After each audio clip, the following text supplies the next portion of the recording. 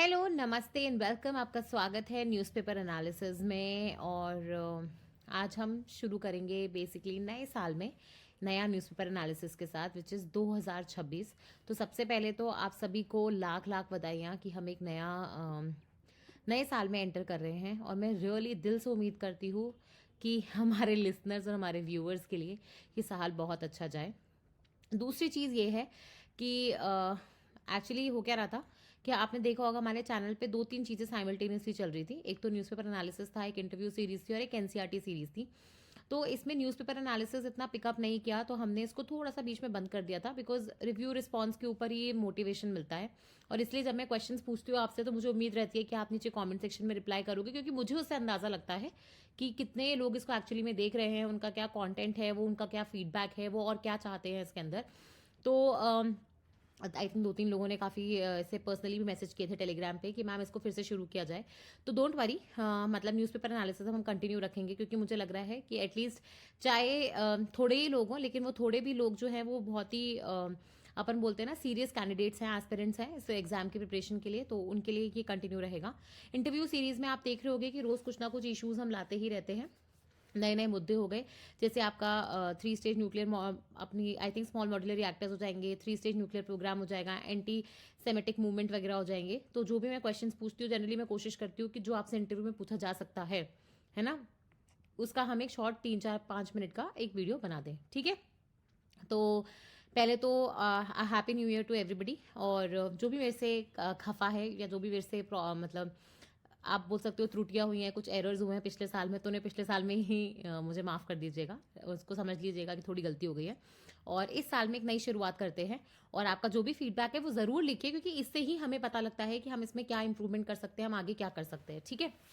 तो आज का न्यूज़पेपर, हाँ और एक और चीज़ है, देखो आज का न्यूज़पेपर काफ़ी हैवी था और मुझे काफ़ी कॉन्सेप्ट समझाने थे, तो हमने एक अलग से लिया है। जब मुझे ऐसा लगेगा कि आज के न्यूज़पेपर में ज़्यादा कुछ अच्छा आया नहीं है, तो मैं 2 दिन का न्यूज़पेपर एक साथ ले लूंगी, ठीक है। टाइम वेस्ट करने से कोई मतलब नहीं है, आपके टाइम की मेरे टाइम से शायद ज़्यादा वैल्यू है, तो उस चीज़ को अपन हमेशा बरकरार रखेंगे। तो अब हम शुरू करते हैं सबसे पहले न्यूज़ आर्टिकल से। तो आपको पता होगा कि सबसे बड़ा जो न्यूज़ था वो यही था, ये बेसिकली फ्यूनरल है खालिदा जिया बेगम का। तो ये कौन है आपको याद है, मैंने एक बार वीडियो बनाया था जब पूरा बांग्लादेश क्राइसिस का, जो एक तो अपना इंटरव्यू सीरीज में वीडियो है वो तो है ही, प्लस आपको पता होगा जब मैं न्यूज़पेपर पढ़ा रही थी तो मैंने आपको बांग्लादेश का पूरा इशू समझाया था। और उसमें मैंने आपको बताया था कि बांग्लादेश को कई बार country for war of 2 begums के नाम से भी जानते हैं, ठीक है, या फिर पॉलिटिक्स ऑफ 2 बेगम्स। तो 2 बेगम्स कौन थी, एक तो शेख हसीना जी हैं जो इस वक्त आपको पता ही है कि इंडिया में अनडिस्क्लोज लोकेशन पे रह रही हैं, ठीक है, जिनको एक्स्ट्राडिशन करने के लिए बार बार बांग्लादेश की सरकार जो है रिक्वेस्ट करती है इंडिया को। और दूसरी थी ये खालिदा जिया, ठीक है। तो यहाँ पे जैसे आपको पता है कि शेख हसीना जी जो है वो अवामी लीग की मतलब हेड थी, है ना। और जो अपनी ये खालिदा जिया बेगम थी जिनकी डेथ हो गई है बेसिकली हेल्थ रीजंस की वजह से, शी वॉज 80। तो मतलब हेल्थ उनकी सही नहीं थी, उस वजह से उनकी डेथ हो गई। तो ये जो है वो बांग्लादेश नेशनलिस्ट पार्टी की हेड थी। अब उनके बेटे जो हैं वो इसके चेयरपर्सन की तरह इस पार्टी को लीड कर रहे हैं। और जैसे अपने यहाँ पे होता है ना बीजेपी और कांग्रेस, वैसे आप देखोगे कि बांग्लादेश में 2 मेजर पार्टीज है, बीएनपी और अवामी लीग। इन्हीं के बीच में जनरली आप देखोगे सत्ता का फेरबदल होता है, ठीक है। तो अवामी लीग को तो शेख हसीना जी, जो बेसिकली शेख मुजबिर रहमान जी की डॉटर है, जिन्होंने बांग्लादेश को एस्टैब्लिश किया था 1971 के वॉर में, ठीक है। तो उनकी तो डॉटर है शेख हसीना जी। अवामी लीग जिनको अपना ये देश छोड़ के भागना पड़ा, क्योंकि आपको पता है पूरे प्रोटेस्ट वगैरह हो गए थे, है ना। और दूसरा है खालिदा जिया जी जो बांग्लादेश नेशनलिस्ट पार्टी की हेड थी, ठीक है। ये भी मल्टीपल टाइम्स आप देख सकते हो प्राइम मिनिस्टर रही हैं ऑलरेडी बांग्लादेश की। काफ़ी इन्होंने प्रो डेमोक्रेसी के लिए जो प्रोटेस्ट चले थे, तो आपको पता होगा जैसे पाकिस्तान है वहाँ पे बीच में मिलिट्री रूल आता है ना। तो बांग्लादेश में भी आप देखोगे क्या होता है कि 1971 में बांग्लादेश मतलब वेस्ट पाकिस्तान से अलग हो जाता है, अपनी एक अलग आइडेंटिटी बनाता है, बांग्लादेश बन के आता है। लेकिन कुछ ही सालों बाद आप देखोगे वहाँ पे मिलिट्री जो होती है वो ओवर पावर कर लेती है और बांग्लादेश में तख्ता पलट होके मिलिट्री जो होती है उसको ले लेती है। तो मिलिट्री से वापस डेमोक्रेसी की तरफ, ठीक है, जाने जाने के लिए बहुत सारे प्रोटेस्ट हुए, बहुत सारी पार्टीज आई थी। उसमें आप देखोगे खालिदा जिया जी ने बहुत इंपॉर्टेंट रोल प्ले किया था। तो ये आप देख सकते हो कि जो खालिदा जिया जी के सन है ये वो हैं जो अभी इस वक्त बीएनपी पार्टी के हेड है। और ये है हमारे आप देख सकते हो external affairs minister S Jaishankar साहब, जो वहाँ पे कंडोलेंसेस देने के लिए पर्सनली वहाँ पे गए हैं। ठीक है, तो यहाँ पे यही चीज़ लिखी है। और एक चीज़ और है जो आपको बांग्लादेश के बारे में अपडेट मुझे देनी थी, वो ये थी कि बांग्लादेश में आपको पता है कि पूरा मुद्दा क्या था। पूरा मुद्दा बस ये था कि कोटा या रिजर्वेशन सिस्टम जो था ना, उसको लेके इशू हुआ था, क्योंकि जो 1971 में जो जिन लोगों ने वॉर में साथ दिया था, ठीक है, उनके बच्चों को, फिर उनके बच्चों को, है ना, तो ऐसे करके रिजर्वेशन जो था वो बढ़ता जा रहा था, और इनका जो कोटा था वो काफ़ी ज़्यादा था तो सरकारी जॉब्स के लिए। तो आपको पता है वैसे ही, और जहाँ पे ऑलरेडी इन्फ्लेशन ज़्यादा हो रहा हो, सरकारी जॉब्स की मारामारी हो, पढ़े लिखे लोगों को जॉब्स लग नहीं रहे हो, अनएम्प्लॉयमेंट इतना ज़्यादा हो, करप्शन के एलिगेशंस लग रहे हो, तो फिर उस सरकार में क्या होता है, ये चीज़ एकदम वो हो गई कि मतलब होता है ना, nail nail last coffin, nail in the last coffin, sorry last nail in the coffin. तो ये वैसा चीज़ हो गया कि बस एक आखिरी कील ठोकनी थी और पूरा कॉफिन एकदम खुल गया। ठीक है, तो ये वही वाली चीज़ हुई है बांग्लादेश के साथ। तो ये वाला चीज़ तो अपने देख लिया था कि पूरा बांग्लादेश का क्राइसिस हुआ, प्रोटेस्ट हुआ, फिर उसके साथ आप देखोगे और भी सारे फैक्टर्स जुड़े हुए थे। और फिर बांग्लादेश में जब प्रोटेस्ट हुए उसके बाद आपको पता ही है कि बहुत ज़्यादा वायलेंट हो गए थे प्रोटेस्ट, है ना। इनफैक्ट आप देखोगे वहाँ पे जो डिग्नेटरीज होते हैं, प्रेसिडेंट, प्राइम मिनिस्टर वगैरह, उनके घर जलाने लग गए थे। तो वहाँ से फिर आप देखोगे शेख हसीना और काफ़ी सारे जो उनकी पार्टी के बड़े बड़े मेंबर्स थे ना, उनके कैबिनेट मिनिस्टर्स थे, उनको छोड़ के फटाफट भागना पड़ा इंडिया की तरफ। ठीक है, तो इस सब के दौरान अब आपको पता है इस चीज़ को पूरा 1 साल से ऊपर होने को आ गया है। तो फिर सरकार कौन चला रहा है, तो वहाँ पे एक इंटरिम सरकार बैठाई गई, इंटरिम गवर्नमेंट, और उसको जो लीड कर रहे हैं, उसके जो एडवाइजर है वो कौन है, मोहम्मद यूनुस जी। ठीक है, यूनुस जी वही है जिन्होंने ग्रामीण बैंक का कॉन्सेप्ट दिया था, जहाँ से बेसिकली आपका जो कॉन्सेप्ट है माइक्रो फाइनेंसिंग इंस्टीट्यूशंस का, वो आता है। ठीक है, तो इनको नोबेल प्राइज भी मिला हुआ है इकोनॉमिक्स में, तो काफ़ी बड़ी बात है ये, है ना। तो ये अभी इंटरिम गवर्नमेंट चला रहे हैं। और अब क्या हो रहा है कि फरवरी 2026 में बांग्लादेश इलेक्शंस पे जाने वाला है। पर सबसे मजेदार पता है बात क्या है, कि बांग्लादेश जब इलेक्शन पे जाएगा, तो अभी तक क्या हो रहा था कि 2 मेजर पॉलिटिकल पार्टीज थी, एक थी अवामी लीग और एक थी बांग्लादेश नेशनलिस्ट पार्टी। इनको भी एक बेगम लीड कर रही थी और इनको भी एक बेगम लीड कर रही थी। तो अभी जो इलेक्शंस होंगे मेजरली पार्टीज तो यही रहेंगी, लेकिन जो उनके चेहरे हैं वो बदल गए, क्योंकि खालिदा जिया बेगम की तो डेथ हो गई, और शेख हसीना जी इलेक्शंस में फाइट कर नहीं सकती, वो इंडिया में रह रही है। ठीक है, तो अब ये देखना होगा कि इस इलेक्शन में मतलब काफी मजेदार इलेक्शंस रहने वाले हैं, तो अब ये देखना होगा कि कौन नए चेहरे बन के आते हैं। ठीक है, फिर ये कल मतलब मुझे लग रहा है 31 दिसंबर में पता नहीं क्या ही हुआ है। तो हुआ क्या था आपको पता है, रशिया और यूक्रेन का वॉर चल रहा है, और ये 2022 से चल रहा है। ठीक है, फरवरी मार्च से, और 2026 में आप देखोगे इसको 4 साल पूरे होने वाले हैं। ठीक है, अब आपको पता है ये तो वॉर चल ही रहा है, रशिया यूक्रेन पे कुछ ना कुछ मिसाइल्स, ड्रोन्स, ये सब फेंकता रहता है। यूक्रेन भी आप देखोगे उसकी जवाबदेही में कुछ ना कुछ मिसाइल्स या ड्रोन्स वगैरह करता है। और इन सब के बीच में आपको पता है कि यूएस में होते हैं प्रेसिडेंशियल इलेक्शन, जहाँ पे ट्रम्प साहब फिर से प्रेसिडेंट बन के आते हैं। अब वो जब प्रेसिडेंट बन के आते हैं, उन्होंने क्या ठानी कि वो बेसिकली दुनिया में पीस फैलाएंगे। पीस कैसे फैलाएंगे कि दुनिया में जितने भी वॉर चल रहे हैं ना, वो सबको रोक देंगे। ठीक है, और उनका सबसे बड़ा मेजर चुनौती क्या है, रशिया यूक्रेन के वॉर को रोकना। ठीक है, अब उन्होंने क्या करा, यूक्रेन के जो प्रेसिडेंट है, ठीक है, व्लादिमीर जेलेंस्की साहब, उनको बोला कि आप आओ, और वो बेसिकली फ्लोरिडा गए हुए थे यूक्रेन और रशिया के पीस प्लान से संबंधित बात करने के लिए। ठीक है, ट्रम्प और ट्रम्प के रिप्रेजेंटेटिव से। और उसी दौरान कल क्या होता है, ऐसा बोला जाता है कि रशियन प्रेसिडेंट का जो घर है वहां पे बेसिकली कहीं ना कहीं हमला हुआ है। ठीक है, और ऑब्वियसली अब उसके बाद क्या हुआ, रशिया ने बेसिकली रात को करे भयंकर ड्रोन स्ट्राइक्स। ठीक है, और उसमें बहुत सारी सिविलियन बिल्डिंग्स जो होती हैं जिसमें बच्चे वगैरह थे, उनकी डेथ हो चुकी है। ठीक है, और ये उन्होंने कहाँ पे करी है, ओडिशा रीजन में करी है। इनफैक्ट आप देखोगे उन्होंने जो वहाँ पे बिजली विभाग होते हैं ना, जैसे बिजली जहाँ से आती है आपकी डिस्ट्रीब्यूशन कंपनीज जो होती है, डिस्कॉम यूनिट्स जो होते हैं, क्योंकि आपको पता है कि रशिया यूक्रेन में इस वक्त पड़ रही है भयंकर ठंड, तो आपको चाहे हीटिंग सिस्टम हो गए, इलेक्ट्रिसिटी हो गई, आपको कुछ भी चलाना है तो आपको बिजली चाहिए, आपको इलेक्ट्रिसिटी चाहिए। तो उन्होंने उनके इलेक्ट्रिसिटी ग्रिड्स पे, उनके यूनिट्स पे वहाँ पे अटैक किया है। प्लस आप देखोगे उनके हीटिंग सिस्टम्स पे अटैक किया, उनके रनिंग वाटर वगैरह पे अटैक किया है। तो इससे क्या होगा कि लोगों को बहुत तकलीफ होगी। जब से ये वॉर शुरू हुआ है ना, ऐसा कहा जाता है लगभग आप देखोगे 12,000 लोग इंजर हुए हैं और 2300 लोगों की डेथ हो चुकी है। ठीक है, जब से यूक्रेन यूक्रेन में बता रही हूँ मैं ये। ठीक है, और इनफैक्ट आप देखोगे कि इस वॉर का सबसे घटिया पार्ट पता है क्या है, वो ये है कि 2022 में जब ये युद्ध शुरू हुआ था, 2023, 2024, 2025, है ना, अभी 2026 स्टार्ट हुआ है। तो आप ये देखोगे कि हर साल क्या होता है कि आपको लगता है कि अच्छा पहले टाइम पे वॉर बहुत होगा, इंटेंस इंटेंस वॉर होगा, पर रशिया यूक्रेन के वॉर में आपको देखने को मिला कि जैसे जैसे समय बीतता गया वैसे वैसे युद्ध जो है ना वो और खतरनाक होता चला गया और ज़्यादा इंटेंस होता हुआ चला गया। तो 24-25 में जो वॉर है वो बहुत ज़्यादा इंटेंस था, 23-24 में थोड़ा कम था और 22-23 में काफ़ी कम था। ठीक है, जिसका मतलब है कि समय के साथ साथ रशिया यूक्रेन का वॉर जो एक थमने का नाम ले रहा है और दूसरा आप देखोगे बहुत ज़्यादा इंटेंस भी होता जा रहा है। इंटेंस किस मामले में होगा कि भाई ड्रोन्स और मिसाइल्स के जो अटैक है वो बढ़ चुके हैं, नंबर ऑफ कैजुअलिटीज़ जो होती है वो बढ़ गई हैं, नंबर ऑफ पीपल डाइंग जो है वो बढ़ गए हैं। तो ये सारी चीज़ें आपको देखने को मिलेगी। पर ऑब्वियसली यूक्रेन ने साफ मना किया है कि हमने रशियन प्रेसिडेंट के घर पे कुछ अटैक नहीं किया था, और अगर ऐसा है तो आप हमें प्रूफ दिखाइए। अभी तक कोई सैटेलाइट फोटोज या कुछ भी रिलीज नहीं हुआ है ये बताने के लिए कि सच में कुछ अटैक हुआ था। और मतलब यूक्रेन बार बार ये बोल रहा है कि हम पीस प्लान से पीछे क्यों हटेंगे, क्योंकि हम तो चाहते हैं युद्ध रुके, सबसे ज़्यादा नुकसान हमें ही हो रहा है। ओके, तो रशिया यूक्रेन के वॉर में ये मेजर अपडेट था।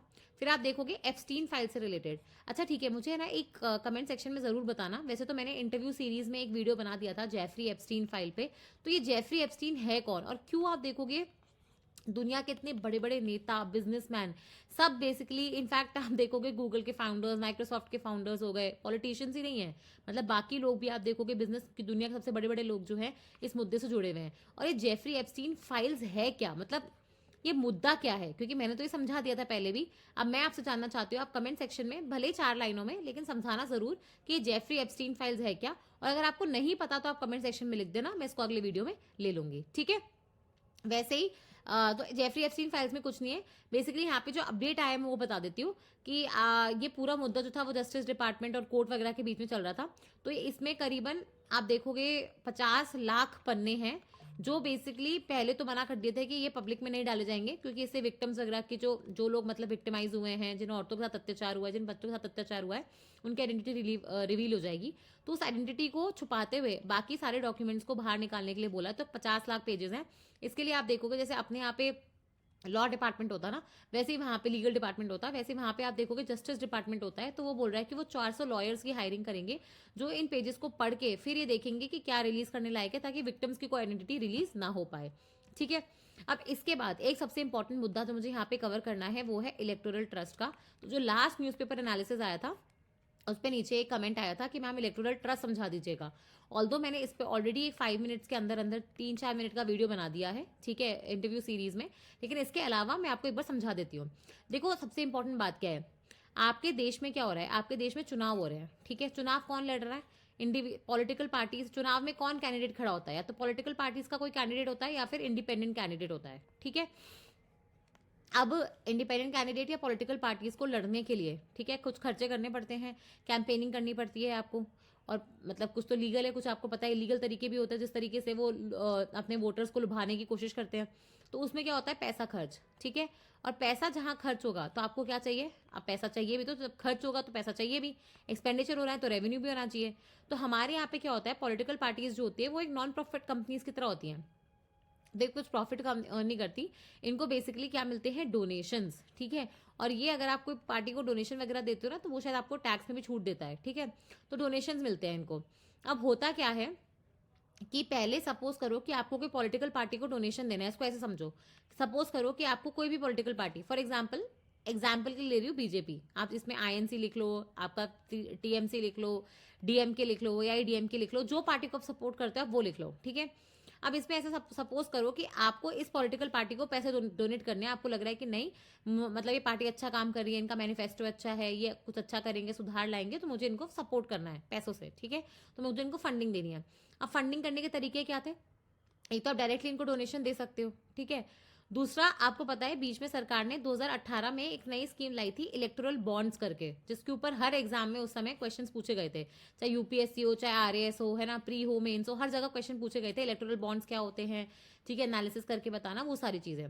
कम टू 2024 जहां पे सुप्रीम कोर्ट ने इलेक्टोरल बॉन्ड्स को बेसिकली कॉन्स्टिट्यूशनली इनवैलिड बता दिया कि ये बिल्कुल भी ट्रांसपेरेंसी के खिलाफ है। ठीक है, ये कॉन्स्टिट्यूशनली वैलिड ही नहीं है और इसको रद्द किया जाए।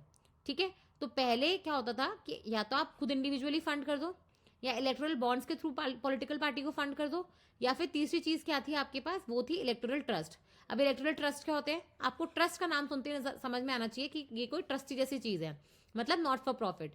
तो आप ऐसे समझो कि कोई कंपनी है जो अपना कंपनीज एक्ट होता है ना उसके सेक्शन 8 में रजिस्टर्ड है। ठीक है, और उसके अंदर वो लिखा है साफ साफ कि नॉट फॉर प्रॉफिट है, मतलब ये कंपनी जो है ये कुछ भी अगर कमाएगी तो ये सारा इसको खर्च करना पड़ेगा। ये फॉर प्रॉफिट कंपनी नहीं है कि इसके ओनर के पास कुछ बाद में प्रॉफिट बचना चाहिए। ये फॉर प्रॉफिट कंपनी नहीं है, ये जितना भी पैसा आएगा वो सब खर्च करने के पर्पज से बनी है, ठीक है। तो ये जो इलेक्टोरल ट्रस्ट होते हैं ये एक तरीके से ट्रस्ट है। इनमें क्या होता है, सपोज करो फॉर एग्जाम्पल, अभी अपन ने एग्जाम्पल लिया इसका प्रूडेंट ट्रस्ट। क्या नाम लिया अपन ने? प्रूडेंट ट्रस्ट, ठीक है। तो प्रूडेंट ट्रस्ट जो है उस पर बहुत सारी कंपनीज, बहुत सारे लोगों ने फंडिंग करी, ठीक है। इसने बोला कि मेरा इतना पैसा बीजेपी को दे देना, इन्होंने बोला कि मेरा इतना पैसा आईएनसी को दे देना, ऐसे करके बहुत सारे लोगों ने या कंपनीज ने फंडिंग करी। और प्रूडेंट ट्रस्ट क्या करेगा आगे, ये पैसा बेसिकली जिस जिस पार्टी को जितना मिला है सबका मिला के, सपोज करो 40% जो पैसा था उसको बीजेपी को देना था, ठीक है, 20% पैसा उनको आईएनसी को देना है। तो ऐसे करके उन्होंने क्या करा, जितना सपोज इनके पास 1000 करोड़ इकट्ठे हुए, तो 1000 करोड़ में इनके पास जो पैसा आया था उसमें से कुछ कह के ही आया था। इसमें से सिर्फ ये 5% जो है वो अपने पास रख सकते हैं, 95% तो इनको डिस्ट्रीब्यूट करना पड़ेगा जिसको जो पैसा मिलना चाहिए जिस पॉलिटिकल पार्टी को। तो आप ये देखोगे इन्होंने डिस्ट्रीब्यूट कर दिया जिसके नाम से पैसा आया था, ठीक है। तो ये होता है इलेक्टोरल ट्रस्ट। ये जो प्रूडेंट ट्रस्ट बनाया ना इसको अपन बोलते हैं इलेक्टोरल ट्रस्ट। तो ये 2013 में एक नया तरीका आया था फंडिंग करने का पॉलिटिकल पार्टीज को। लेकिन जब इलेक्टोरल बॉन्ड्स आए उसके बाद आप देखोगे इलेक्टोरल ट्रस्ट से फंडिंग करना बंद ही कर दिया, क्योंकि इलेक्टोरल बॉन्ड्स में क्या था, सपोज आपको बीजेपी को फंडिंग करनी है, आप गए, आपने इलेक्टोरल बॉन्ड खरीदा, ये 1000 से लेकर 1 करोड़ तक की वैल्यू का आप खरीद सकते थे, कितने भी मल्टीपल्स में खरीद सकते थे, ठीक है। और आपने बेसिकली पार्टी के नाम का खरीद लिया। अब ना तो इसमें आपका नाम आ रहा है ना आपका एड्रेस आ रहा है, बेसिकली इसमें डोनर की आइडेंटिटी है ही नहीं। और जिस पार्टी को मिलना है आप उस पार्टी को जाके दे दो, वो पार्टी अपने आप जाके एसबीआई के ऑफिस में इसको एनकैश करा लेगी। तो ना तो पार्टी को लेना देना है कि आप कहाँ से आया ये, और ना ना बेसिकली किसी और को पता लग रहा है कि डोनेट किसने किया है। तो इसमें तो ट्रांसपेरेंसी है ही नहीं, पारदर्शिता है ही नहीं बेसिकली, ठीक है। तो ये इलेक्टोरल बॉन्ड स्कीम आई थी, तो इस वजह से आप देखोगे ट्रस्ट के थ्रू फंडिंग बंद हो गई थी ऑलमोस्ट, और बॉन्ड्स के थ्रू लोगों ने फंड करना शुरू कर दिया। आपको पता ही लग गया होगा कि डोनर जो है उसका आइडेंटिटी रिवील नहीं हो रही। और सुप्रीम कोर्ट ने इसी पर्टिकुलर चीज को लेके कहा कि बिल्कुल भी सही तरीका नहीं है, क्योंकि पॉलिटिकल पार्टीज जो है एक तरीके से लोकतंत्र का बहुत इंपॉर्टेंट हिस्सा है, ठीक है। फ्री एंड फेयर इलेक्शंस का बहुत इंपॉर्टेंट कंपोनेंट है और हमें पता होना चाहिए कि कौन किसको कितना पैसा दे रहा है, ठीक है। तो आप ये देखोगे वापस से अब आ गए लोग इलेक्टोरल ट्रस्ट पे। तो इलेक्टोरल ट्रस्ट के थ्रू फंडिंग जो है वो बहुत तेजी से बढ़ गई, और उसके थ्रू भी मैक्सिमम फंडिंग जिसको आई है वो है बीजेपी। सेकंड नंबर पे आप देखोगे है कांग्रेस, ठीक है। तो अलग अलग ट्रस्ट बने हुए हैं, ऐसे 10-11 ट्रस्ट हैं। 10-11 ट्रस्ट के थ्रू अगर आप देखोगे तो मैक्सिमम फंडिंग बीजेपी को गई है, उसके बाद कांग्रेस को, और फिर बाकी सारी पार्टीज इसमें आती है, ठीक है। इसमें भी आप देखोगे तो कुछ कुछ ऐसा हुआ, जैसे टाटा है, टाटा की बहुत सारी कंपनीज हैं, जैसे टाटा हो गया, टाटा मोटर्स हो गया, है ना, टाटा केमिकल्स हो गया, फिर टीसीएस हो गया। तो टाटा ने सपोज करो कि टाटा की जितनी भी सब्सिडरीज है उन्होंने मिलकर आप देखोगे कोई पर्टिकुलर ट्रस्ट में पैसा डाल दिया। वैसे महिंद्रा एंड महिंद्रा की बहुत सारी कंपनीज हैं, महिंद्रा की सॉरी, तो उन्होंने भी आप देखोगे कोई पर्टिकुलर ट्रस्ट में सारी सब्सिडरीज के थ्रू पैसा डाल दिया। तो कई बार ऐसा देखने को मिलेगा आपको कि एक ट्रस्ट में मेजोरिटी किसी एक पर्टिकुलर कंपनी और उसकी सब्सिडरी की है, ठीक है। लेकिन सबसे अच्छी चीज जो आपको पता होनी चाहिए ना वो ये है कि इलेक्टोरल ट्रस्ट और इलेक्टोरल बॉन्ड्स में फर्क क्या है। देखो सबसे पहले तो इलेक्टोरल ट्रस्ट एक पुराना तरीका है और ये जो था एक नया तरीका था, और अब ये वैलिड भी नहीं है जबकि ये वैलिड है। इलेक्टोरल ट्रस्ट में क्या होता है, एक नॉट फॉर प्रॉफिट कंपनी होती है प्रॉपर, ठीक है, जिसकी ऑडिटिंग वगैरह होती है। तो इसमें आप देखोगे कंपनीज एक्ट के सारे सेक्शंस भी लगते हैं। इसमें आप देखोगे इलेक्शन कमीशन ऑफ इंडिया को भी रिपोर्टिंग होती है कि कौन सा ट्रस्ट कितना पैसा ला रहा है, कितना उसने बांट दिया है, कितना उसने एडमिनिस्ट्रेटिव एक्सपेंस में यूज किया है, ठीक है। लेकिन यहाँ पे आप देखोगे बॉन्ड्स वगैरह इन्वॉल्व थे तो यहाँ पे आरबीआई वगैरह ही इन्वॉल्व था, ठीक है। इसमें ट्रांसपेरेंसी भरपूर है, इसमें डोनर की आइडेंटिटी पता लग जाती है आपको। यहाँ पे आपको पता ही नहीं लगती थी कि डोनर की आइडेंटिटी क्या है, तो ये थोड़ा सा ओपेक था, ठीक है। और ऊपर से एक और चीज क्या है, देखो हमारे यहाँ पे एक रूल बना हुआ है कि 20,000 से ऊपर अगर कोई डोनेशन देता है, ठीक है, अब चाहे वो आप चेक में दो, कैश में दो, कुछ भी दो, अगर आपका अमाउंट 20,000 से ऊपर है तो बेसिकली पॉलिटिकल पार्टीज को लिखना पड़ेगा कि किसने डोनेशन दिया है और कितना अमाउंट उसने 20,000 से मतलब कितना अमाउंट उसने दिया था, ठीक है। तो इसका मतलब उनको एक प्रॉपर चिट्ठा बनाना पड़ता है, और ये चिट्ठा जो है हर साल इलेक्शन कमीशन ऑफ इंडिया को जाता भी है। अगर आपने सपोज 19,999 रुपए का डोनेशन किया है, ठीक है, तो आपकी आइडेंटिटी उनको रखने की जरूरत नहीं है। वो फिर बेसिकली मिसलेनियस या अदर सेक्शन में डाल देते हैं कि इतने लोगों ने अदर हमें उससे डोनेशन दिया है, ठीक है। एक और चीज जो आपको पता होनी चाहिए वो ये है कि 2,000 रुपए से ऊपर अगर आप कैश डोनेट करते हो तो भी आपकी एंट्री होती है। समझ में आ रहा है क्या? 2,000 रुपए से अगर आपने कैश ऊपर डोनेट किया है, ठीक है, तो भी आपकी एंट्री होती है। तो बीच में आपको याद है 2000 आई थिंक 19-20 की 18 की बात है, जब तृणमूल कांग्रेस के जो मैक्सिमम डोनेशन थे, ठीक है, वो 1999 के थे, वो भी कैश में, ओके। तो ये दो कैवियट्स हैं। ये बेसिकली इर्रिस्पेक्टिव कि आप इलेक्टोरल बॉन्ड्स के थ्रू फंडिंग करो या ट्रस्ट के थ्रू फंडिंग करो, अब तो बॉन्ड्स के थ्रू ऑप्शन है ही नहीं, तो ट्रस्ट के थ्रू फंडिंग करो या डायरेक्टली करो, अगर आपने 20,000 रुपये से ऊपर का कोई भी अमाउंट दिया है तो एक तो आपकी रिपोर्टिंग होगी, और 2,000 रुपये से अगर आपने ऊपर का कैश दिया है तो भी आपकी रिपोर्टिंग होगी। ठीक है, तब मैं उम्मीद करती हूँ जिसने मुझसे इलेक्टोरल ट्रस्ट का ये डाउट पूछा था उनका ये क्लियर हो गया होगा।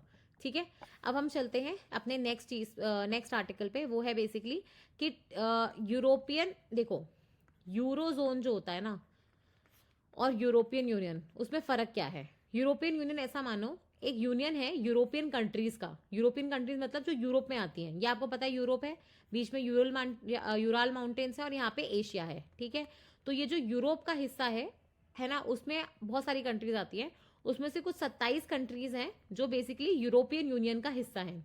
ठीक है, अब इन्हीं में से पहले 20 कंट्रीज थी, लेकिन अब आप देखोगे इसमें एक ऐड हो गई है जो है बुल्गारिया।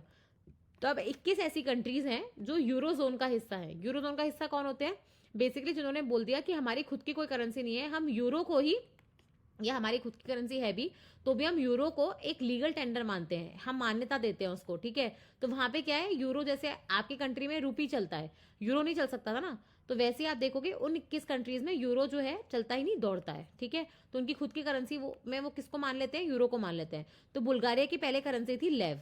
ठीक है, अब वो यूरोजोन का हिस्सा बन गया, तो अब उनके अभी आप देखोगे यूरो वैलिड रहेगा। ओके, फिर हम चलते हैं ये वाले आर्टिकल पे। बेसिकली आपने कभी देखा है कि आपका फ्रिज होगा, है ना, तो फ्रिज के ऊपर ऐसे 5 सितारे से बने होंगे और फिर कुछ कलर्ड होंगे, है ना, ऐसे, और फिर 3 सितारे खाली होंगे, तो ये बताता है कि आपका जो फ्रिज है वो 2 स्टार है। वैसे अगर आप देखोगे एसी, तो एसी के ऊपर भी सामने के सामने, है ना, ऐसे वो स्टार्स बने होते हैं, तो कई बार 3.5, है ना, ऐसे करके वो स्टार्स जो होते हैं वो भरे हुए होते हैं। तो वो बताता है बेसिकली कि आपका जो गैजेट है, आपका जो इलेक्ट्रॉनिक अप्लायंस है, वो कितना एनर्जी एफिशिएंट है। एनर्जी एफिशिएंट का मतलब क्या होता है कि वो कितनी बिजली की खपत करेगा, और जितनी खपत करेगा उसके हिसाब से वो आउटपुट कितना देगा। ठीक है, तो हमारे यहाँ पे इंडिया में एक स्टार लेबलिंग प्रोग्राम चलता है, और इस पे तो ऑलरेडी यूपीएससी ने प्रीलिम्स में प्रीवियस ईयर क्वेश्चन पूछ चुका है। ये आपको हमारे न्यूज नोट्स का जो टेलीग्राम चैनल है वहां पे मिल जाएगा, मैंने वहां पे डाल दिया था ऑलरेडी, जो उसका पीवाईक्यू था 2016 में पूछा गया था। ठीक है, तो इंडिया में एक स्टार लेबलिंग प्रोग्राम चलता है। ठीक है, स्टार लेबलिंग प्रोग्राम का मतलब क्या होता है कि बेसिकली आपके जो इलेक्ट्रॉनिक गैजेट्स होते हैं ना, उनको बेसिकली आप ये स्टार्स के साथ लेबल करते हो, और जितने स्टार्स आपके भरे हैं, आपका इलेक्ट्रॉनिक गैजेट जो है वो इतना बेसिकली एनर्जी एफिशिएंट है कि 3 स्टार है, 4 स्टार है, 5 स्टार मैक्सिमम होता है। ठीक है, तो आप यहाँ पे देखोगे, और ये किसने इंट्रोड्यूस करा था हमारे यहाँ पे, ब्यूरो ऑफ एनर्जी एफिशिएंसी ने। किसने इंट्रोड्यूस किया था, ब्यूरो ऑफ एनर्जी एफिशिएंसी में, जो मिनिस्ट्री ऑफ पावर के अंदर आता है। ठीक है, तो ये जो ब्यूरो ऑफ एनर्जी एफिशिएंसी है ना, इसने अभी बेसिकली सरकार ने ये कंपलसरी कर दिया है कि पहले क्या था, कुछ गैजेट्स इसके अंदर कवर्ड थे, कुछ चीजें जैसे सोलर पावर के जो अपने यूनिट्स होते हैं ना, सोलर पैनल्स होते हैं, एलपीजी के जो अपने गैस के चूल्हे आते हैं, है ना, ये सब इसमें कवर्ड नहीं थे। लेकिन डीप फ्रीजर्स और चिलर्स जो होते हैं, तो जिसमें आइसक्रीम्स वगैरह रखी रहती हैं, वो कवर्ड नहीं थे, लेकिन अब उनको भी हो गया। रेफ्रिजरेटर्स हो गए, आपके एसी वगैरह तो पहले से ही थे, टीवी हो गए, है ना, एलपीजी के चूल्हे हो गए, कूलिंग टावर्स हो गए, चिलर्स हो गए, इन सबको भी अब इंक्लूड कर दिया है। और जनवरी 1 से कंपलसरी है कि सारी चीज़ों पे ये रेटिंग होनी चाहिए। ठीक है, नहीं तो आपको पता ही है कि अगर फ्लाउट करते हो आप गवर्नमेंट के रूल्स, तो आपको पनिशमेंट भी मिलती है। ठीक है, फिर आप देखोगे यहाँ पे है एक न्यूज़ जो है कि फाइनेंस मिनिस्ट्री जो होगी वो जीएसटी का डेटा बताएगी कि नवंबर में कितना कलेक्शन हुआ है। देखो टेक्निकली होता क्या है कि आपको पता है 22 सितंबर में सरकार ने एक जीएसटी बचत उत्सव लाया था, जिसको हम लोग जीएसटी 2.0 या नेक्स्ट जेन जीएसटी रिफॉर्म्स, बहुत अलग अलग चीज़ों से जानते थे।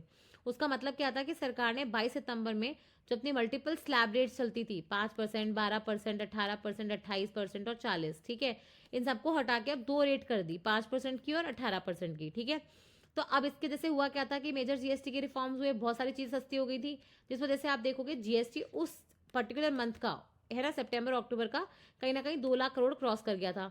तो उम्मीद ऐसी थी क्योंकि आपने जीएसटी कम कर दी। जीएसटी क्या एक तरीके से टैक्स है, तो अगर आपने टैक्स रेट कम कर दी तो उससे क्या होगा कि लोगों के पास ज्यादा पैसा बचेगा, तो उनकी मार्केट में वो बाकी प्रोडक्ट्स भी खरीदेंगे, डिमांड बढ़ेगी, कंजम्पशन बढ़ेगा। ठीक है, तो जीएसटी का कलेक्शन ओवरऑल अगर आप देखोगे बढ़ जाएगा। तो जीएसटी का कलेक्शन जो है नवंबर महीने का, वो करीबन ऐसे बोल रहे हैं कि 1.7 लाख करोड़ ही आया है। इवन तो सरकार ने आप देखोगे इतने सारे रेट्स वगैरह कम किए थे, और ये कहीं ना कहीं उसी के बराबर है जो पिछले साल भी आया था। तो ज़्यादा कोई फायदा, वो बोल रहे हैं लॉन्ग टर्म में नहीं हुआ, शॉर्ट टर्म में आपको हो सकता है 1-2 महीने में आपको जीएसटी रेट्स का जो कट हुआ है उससे फायदा हुआ हो, लेकिन लॉन्ग टर्म में ऐसा रेवेन्यू पे कोई फर्क नहीं पड़ा। ठीक है, फिर आप देखोगे यहाँ पे एक शब्द लिखा है यूरोपियन यूनियन का CABM, वो लागू हो जाएगा जनवरी 1 2026 से। और ये कैसे इंडिया को इम्पैक्ट करेगा, कहने का मतलब क्या है इसका वो समझो। और इस कार्बन बॉर्डर एडजस्टेड मैकेनिज्म है क्या, देखो आप ऐसे समझो कि ये है इंडिया, ये है हमारा प्यारा भारत, और ये है हमारा यूरोपियन यूनियन। ठीक है, यूरोपियन यूनियन वही 27 कंट्रीज इसके अंदर आती है, इसके अंदर बहुत सारे देश हैं। ठीक है, अब इन्होंने एक नया लॉ लाया जिसको कार्बन टैक्स के नाम से जानते हैं। कार्बन टैक्स ऐसे क्या होता है कि भाई कार्बन टैक्स एक तरीके का टैक्स होता है जो आप कार्बन एमिशंस पे लगाते हो। ठीक है, जैसे हमारे यहाँ पे फॉर एग्जाम्पल अगर कोई देश है वहां पे वो बोल दे कि जिसकी भी गाड़ी जो है अगर उसके पीछे से धुआं निकलेगा तो उसकी गाड़ी पे कार्बन टैक्स लगेगा। ठीक है, क्योंकि वो एमिशन कर रही है कुछ। ठीक है, तो ईयू का जो कार्बन टैक्स है उसका नाम है carbon border adjusted mechanism, CBAM। फिर से बोलो, carbon border adjusted mechanism, CBAM। इसके तहत उन्होंने क्या बोला, क्योंकि ईयू में एनवायरमेंट को लेके, प्रदूषण को लेके, पर्यावरण को लेके बहुत स्ट्रिक्ट लॉज होते हैं। तो इनके यहाँ पे जो कंपनी होती है, जैसे इंडिया में कोई कंपनी लगाते हैं तो वो ऐसे ऊपर से उसमें धुआं धुआं निकलता रहता है, ऐसे आप कोई कंपनी ईयू में नहीं लगा सकते क्योंकि ईयू में लॉज बड़े स्ट्रिक्ट हैं। तो यहाँ पे क्या होता है, ये सारे इक्विपमेंट्स वगैरह लगाने का, प्रदूषण को रोकने के लिए जो इक्विपमेंट्स लगाते हो, जो टेक्नोलॉजी यूज करते हो, उसकी कॉस्टिंग बढ़ जाती है। इस वजह से जो सामान इंडिया में 40 रुपए का मिलता है, ठीक है, एक्सपोर्ट होके भी 60 रुपए का ही पड़ रहा है ईयू वालों को। जो ईयू के अंदर फैक्ट्री बनती है, ठीक है, लगती है और फिर वो सामान बेचती है, वो सामान 100 रुपए का होता है। जिस वजह से होता क्या है कि ईयू की जो कंपनीज हैं वो घाटे में रहती हैं, और जो इंडिया जैसे देश हैं एक्सपोर्टर्स हैं उनको फायदा हो जाता है। तो ईयू ने अब ये बोला कि क्योंकि ईयू जो है वो ये कोशिश कर रहा है कि वो नेट जीरो इकोनॉमी बन जाए 2050 तक, मतलब जितना वो आसमान में प्रदूषण फेंकेंगे उतना ही वो एब्जॉर्ब करेंगे 2050 तक। और वो बेसिकली फिट फॉर 55 बनना चाहते हैं, मतलब 55% एमिशंस को 2030 तक ही कम करना चाहते हैं। तो इसके लिए उन्होंने बेसिकली एक नया टेक्निक लाया जिसको बोलते हैं CBAM या फिर कार्बन टैक्स। इसके तहत इंडिया या बाकी कोई प्रदूषित नेशन जो है, मतलब ईयू के अलावा जो बाकी कंट्रीज हैं, अगर वहां से कोई सामान इंपोर्ट होगा, ठीक है, तो CBAM करके उन पे एक एक्स्ट्रा टैक्स लगाया जाएगा, ताकि जो ईयू में लगने वाली मैन्युफैक्चरिंग कंपनीज है उनको नुकसान नहीं हो ये एक्स्ट्रा एडेड टेक्नोलॉजी को यूज करने का, जो प्रदूषण से बचाने के लिए है। ठीक है, तो अब मुझे बताओ कि ये लागू होने वाला था 1 जनवरी 2026 से, तो मतलब आज से लागू हो जाएगा। तो इससे जो इंडिया से एक्सपोर्ट जाता है, जो अपना निर्यात जाता है, स्पेसिफिकली एल्यूमिनियम, स्टील जैसी जो पोल्यूटिंग इंडस्ट्रीज हैं उनका, तो उन पे तो भारी नुकसान आ जाएगा ना, क्योंकि उनके ऊपर टैक्स लगेगा तो उनके प्रोडक्ट्स महंगे हो जाएंगे, तो ईयू में उनके प्रोडक्ट्स बिकने कम हो जाएंगे। ठीक है, तो ये था बेसिकली CBAM। तो इससे लगभग माना जा रहा है कि इंडिया के स्टील और एल्यूमिनियम का जो निर्यात होता है ना, उस जो $7 बिलियन के आसपास होता है पूरे 27 कंट्रीज को, वो बेसिकली इतना इम्पैक्ट हो जाएगा। ठीक है, अब ये वही है GST वाला आर्टिकल, इसमें कुछ बताने को नहीं है, मैंने आपको पहले ही बता दिया कि जितना आना चाहिए था उससे काफी कम ही आया है। तो अभी सरकार भी नहीं जानती इसका रीजन क्या है, पर अब वो इस पर टैप करेंगे। ठीक है, फिर आप यहाँ पे देखोगे ये नेपाल की बात है, ये इंडिया की बात नहीं है, ये नेपाल की सरकार बोल रही है कि अभी आपको बताया कि नेपाल एक बहुत ही अच्छा टूरिस्ट डेस्टिनेशन बना हुआ है। ठीक है, एडवेंचर टूरिज्म ले लो, नेचर के साथ ले लो, वहाँ पे माउंट एवरेस्ट वगैरह है, तो क्लाइमेट टूरिज्म ले लो, कल्चरल ले लो, स्पिरिचुअल बुद्धिज्म कितना ज्यादा फैला हुआ है वहाँ पे। ठीक है, तो वहाँ पे भी बहुत सारे टूरिस्ट आ रहे थे और आसियान कंट्री से बहुत सारे टूरिस्ट आए थे। तो नेपाल ने डिसाइड किया है कि वो 2026 को नेपाल आसियान का टूरिज्म ईयर डिक्लेयर कर देंगी, जिसके साथ साथ वो साउथ ईस्ट एशियन कंट्रीज जो आसियान देश है वहां से बेसिकली टूरिस्ट को अपने यहाँ पे अट्रैक्ट करने की कोशिश करेंगे। फिर इसके बाद जैसे मैंने आपको बताया था कि ट्रम्प साहब ने क्या डिसाइड किया है कि वो बेसिकली पूरी दुनिया में पीस लाएंगे। तो अब आपको पता है एक और जगह युद्ध जो चल रहा है, एक तो अपना रशिया यूक्रेन का युद्ध चल रहा है, एक अपना इजराइल गाजा का युद्ध चल रहा है, और एशिया में अगर आप देखोगे तो थाईलैंड कंबोडिया का भी चल रहा है। ये जो अपनी साउथ ईस्ट एशिया होती है ना, पश्चिम दक्षिण पूर्वी जो अपने देश होते हैं साउथ ईस्ट एशियन नेशंस, ठीक है, उनके वहां पे आप देखोगे तो ये आसियान नेशंस में थाईलैंड और कंबोडिया में आपको पता है बॉर्डर के इलाके पे जहाँ पे एक बहुत पुराना मंदिर भी आता है, उसको लेके कहीं ना कहीं आप देखोगे बॉर्डर का डिस्प्यूट चल रहा है। तो हुआ क्या था कि इनके बीच में एक है ना युद्ध विराम या फिर सीज फायर अग्रीमेंट साइन हुआ था। ठीक है, अभी सैटरडे को हुआ था, ज्यादा दिन नहीं हुए हैं, यहाँ पे दोनों कंट्रीज ने बोला था कि हम इस वॉर को अभी युद्ध में विराम करते हैं, ठीक है, और एक दूसरे के पास जो एक दूसरे के देश के लोग हैं, प्रिजनर्स ऑफ वॉर जिनको हम बोलते हैं, वो हम एक दूसरे को लौटा देंगे। तो कंबोडिया को उसके 18 जो प्रिजनर्स ऑफ वॉर थे वो मिल गए हैं। तो इस चक्कर में आप देखोगे न्यूज आर्टिकल यहाँ पे लिखा हुआ था। फिर अब हमारा जो पड़ोसी देश है, दो पड़ोसी देश, ये भारत हो गया बीच में, यहाँ पे पाकिस्तान और यहाँ पे चाइना, है ना। तो ये चाइना और पाकिस्तान मिलके, आपको पता है उन्होंने जैसे अपनी इंडिया जो होता है दूसरे देशों के साथ स्ट्रेटेजिक पार्टनरशिप साइन करता है, तो वैसे ही आप देखोगे चाइना और पाकिस्तान की जो स्ट्रेटेजिक पार्टनरशिप है उसका नाम है ऑल वेदर, है ना, स्ट्रैटेजिक कोऑपरेटिव पार्टनरशिप। कि चाहे सर्दी हो चाहे हम देख रहे हैं कि गर्मी हो, कोई भी मौसम हो, उसमें आप देखोगे ये दोनों एक दूसरे के बहुत ही घने मित्र रहेंगे, जिनकी मित्रता जो है माउंटेन से भी ऊंची है, ओशन से भी गहरी है। ऐसे करके मैं नहीं बता रही हूँ, ये बेसिकली उन्होंने खुद बोला था, ठीक है। तो अब क्या हो रहा है कि जो पाकिस्तान के डेप्यूटी प्राइम मिनिस्टर हैं, ठीक है, इशाक डर, वो बेसिकली चाइना जाएंगे और वहां पे पाकिस्तान और चाइना की एक बायलैटरल स्ट्रैटेजिक डायलॉग मीटिंग होने वाली है। उनके 75 साल रिलेशनशिप्स को एस्टैब्लिश हुए हुए हो गए हैं, उसको सेलिब्रेट भी करेंगे और साथ ही में आप देखोगे एक दूसरे के संबंधों को और गहरे भी बनाएंगे। तो वो तो देखेंगे तब क्या होता है कि क्या डिसीजन वहाँ पे लिए जाते हैं। फिर ये आपको पता है, मैंने आपकी न्यूज़ बहुत एक्सटेंसिवली कवर करी थी कि जैसे इंडिया में होता है ना, कई बार आपने देखा होगा कि हो सकता है सेंटर में पार्टी बीजेपी की हो, लेकिन कई बार स्टेट्स में पार्टी जो होती है कांग्रेस की होती है। कई बार हो सकता है कि सेंटर और स्टेट दोनों में बीजेपी की हो, लेकिन जो अपने ये नगर निगम वगैरह होते हैं, इनके इलेक्शन जो होते हैं ना, पंचायत के इलेक्शन हो गए, अर्बन लोकल बॉडीज हो गए, उनके इलेक्शन हो गए, तो उनके में आप देखोगे कि दूसरी पार्टी सपोज आईएनसी जो है वो लीड कर रही है। वैसे यूएस में भी यही है कि पूरे देश के जो प्रेसिडेंट है वो तो ट्रम्प साहब है, और ट्रम्प साहब कौन सी पार्टी से है, रिपब्लिकन पार्टी से, ठीक है। लेकिन जो न्यूयॉर्क है उनका एक मतलब स्टेट है जो है न्यूयॉर्क, तो उस न्यूयॉर्क में आप देखोगे जो मेयर बनता है ना, तो वो मेयर जो है वो है बेसिकली जोहरान ममदानी जी, है ना। और वो जो है वो बेसिकली डेमोक्रेटिक पार्टी से आते हैं, ठीक है। तो ये जो जोहरान ममदानी जी है, इनको लेके बहुत ज़्यादा न्यूज़ बनी थी, क्योंकि ये जस्ट आप देखोगे 34 ईयर्स के ही हैं, है ना। और इनके इंडिया से भी कनेक्शन थे, इंडियन ओरिजिन है ये। और ये न्यूयॉर्क में भी आपको पता है कि बहुत ही ज़्यादा बड़ा डायस्पोरा इंडिया का रहता है, तो उसको बेसिकली कहीं ना कहीं इनकी प्रायोरिटी सीधी सीधी बात थी कि ये खर्चा जो है वो कम करेंगे, लोगों को फ्री बसेस वगैरह देंगे, चाइल्ड केयर फ्री करेंगे, ठीक है। प्लस आप देखोगे रेंट्स वगैरह फ्रीज कर देंगे, ताकि लोगों के लिए रहने लायक सिचुएशन हो पाए न्यूयॉर्क में, ठीक है। तो ये पूरा न्यूज़ आर्टिकल था, पर जोहरान ममदानी जी के बारे में हम ऑलरेडी पहले डिस्कस कर चुके हैं। फिर ये आता है लेबर कोड्स के बारे में एक आर्टिकल, ठीक है। आपको पता है, देखो सबसे पहले तो याद रखना, ये किसी से इंटरव्यू पूछा गया था अभी कि लेबर कोड्स इंडिया में 2019 में आ गए थे, तो फिर अभी वापस से क्या आया है।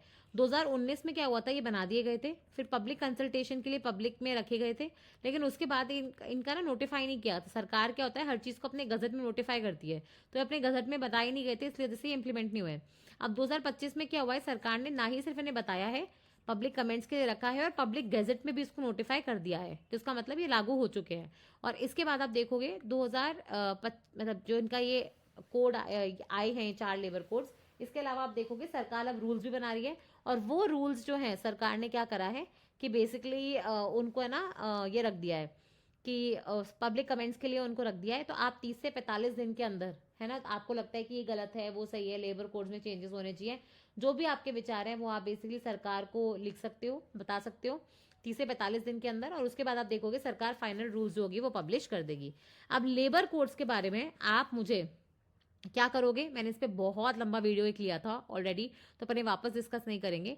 4 लेबर कोड्स हैं, एक है कोड ऑन वेजेस, एक है कोड ऑन सोशल सिक्योरिटी, एक है आपका code on occupational safety health and working conditions, और एक है आपका कोड ऑन इंडस्ट्रियल रिलेशंस। इन चारों कोड का एक तो आप मुझे 4 यूनिक पॉइंट्स बताओगे कमेंट सेक्शन में, और एक ओवरऑल आप ये बताओगे कि इनमें क्या नई बातें कही गई है, क्यों हमें लेबर कोड लाने की जरूरत पड़ी। हमने सारी चीजें इसमें ऑलरेडी पहले वीडियोस में देख चुकी हैं। इन लेबर कोड्स में अगर आप देखोगे बहुत मेजर मेजर बातें बता देती हूँ मैं, यहाँ पे ज्यादा नहीं बताऊंगी क्योंकि फिर अपन लेबर कोड ही डिस्कस करते बैठेंगे। तो लेबर कोड्स में क्या लिखा हुआ था कि एक तो आपको पता है यहाँ पे सबसे पहले तो सारा रजिस्ट्रेशन जो था जो भी लेबर का वो कंपलसरी कर दिया गया था। कॉन्ट्रैक्चुअल लेबर जो होती है उनके लिए फिक्स टर्म एम्प्लॉयमेंट जैसी चीज लाई गई थी कि अगर आपको 1 साल के लिए भी हायरिंग करते हैं तो आपको वेजेस के साथ साथ ग्रेचुइटी और ये सारी चीजें भी मिलेंगी। फिर जो अपने गिग या प्लेटफॉर्म वर्कर्स होते हैं उनको डिफाइन किया, और उनके लिए आप देखोगे सोशल सिक्योरिटी फंड बनाने की बात करी जा रही है, जिसमें CSR डोनेशन, है ना, पेनल्टीज, और अपनी जो कंपनीज होती हैं जोमेटो स्विगी ओला जैसी, वो भी आप देखोगे 1-2% जो होता है अपने टर्नओवर का वो इसमें कंट्रीब्यूट कर देंगे, ठीक है।